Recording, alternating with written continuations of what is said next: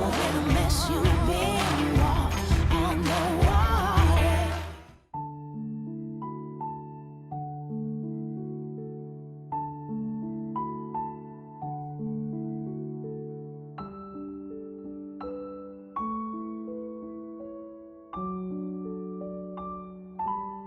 ഈശോ മിശിഹായിക്ക് സ്തുതിയായിരിക്കട്ടെ. ക്രിസ്തുമസും തിരഞ്ഞെടുപ്പുകളും. ഇന്നത്തെ ധ്യാന വിഷയം കാലിത്തൊഴുത്ത്. വിട്ടുകൊടുക്കുന്ന കാലിത്തൊഴുത്തുകളാണ് പുൽക്കൂടായി മാറുന്നത്.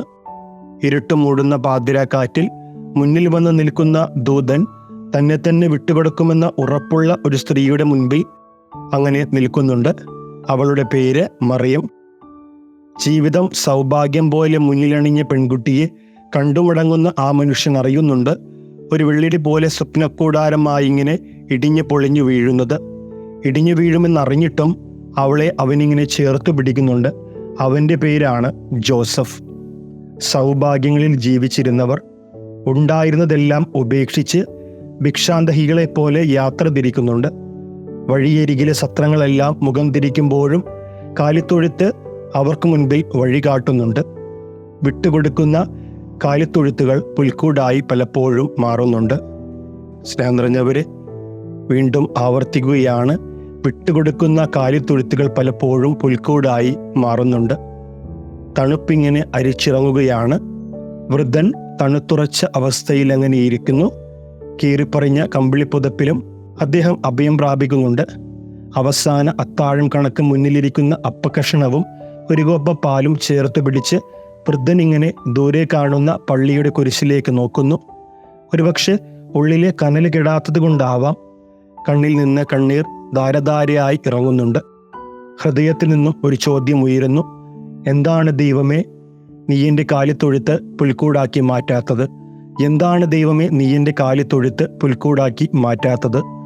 തണുത്തുറഞ്ഞ ആ മനുഷ്യൻ്റെ കമ്പിളിയിൽ പുതച്ചിരിക്കുമ്പോൾ തണുത്ത മറ്റൊരു മനുഷ്യൻ ഇങ്ങനെ മരിച്ച അവസ്ഥയിൽ നടന്നു നീങ്ങുകയാണ്. ആ വൃദ്ധൻ തൻ്റെ കമ്പിളിപ്പുതപ്പ് കീറി മറ്റു മനുഷ്യന് നൽകുന്നു.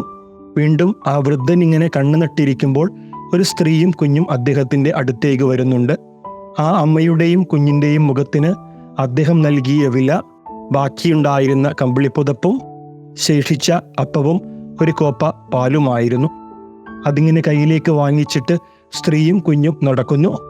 ഒടുവിൽ തണുത്തുറഞ്ഞ ആ മഞ്ഞിൽ തണുപ്പൊക്കെ പേറി ഉള്ളിലെ കനൽ കെടാതെ ആ മനുഷ്യൻ പള്ളിക്കുരിശി ലക്ഷ്യമാക്കി യാത്ര തുടരുന്നു. നടന്ന് പള്ളിനട ചവിട്ടുമ്പോൾ ഉള്ളിലെ കനല് ആളിക്കത്തുന്നുണ്ട്. ദൂരെ അങ്ങ് പള്ളി അൾത്താരയിൽ കാലിത്തൊഴുത്ത് ഒരുക്കി വെച്ചിരിക്കുന്നു. ആ കാലിത്തൊഴുത്തിലെ യൗസേ പിതാവും മാതാവും ഉണ്ണീശോയുമൊക്കെ തൻ്റെ കാലിത്തൊഴുത്ത് പുൽക്കൂടാക്കി മാറ്റുവാൻ തന്നെ സഹായിച്ചിരുന്നു എന്തൊരു ചിന്ത ആ മനുഷ്യനുണ്ടാകുന്നു. സ്നേഹം നിറഞ്ഞവരെ, വീണ്ടും ഓർമ്മിപ്പിക്കുകയാണ്, വിട്ടുകൊടുക്കുന്ന കാലിത്തൊഴുത്താണല്ലോ ദൈവമേ പലപ്പോഴും എൻ്റെ പുൽക്കൂടായി മാറുന്നത്. വിട്ടുകൊടുക്കുന്ന കാലിത്തൊഴുത്താണല്ലോ ദൈവം പലപ്പോഴും എൻ്റെ പുൽക്കൂടായി മാറുന്നത്. ദൈവം നമ്മെ സമൃദ്ധമായിട്ട് അനുഗ്രഹിക്കട്ടെ.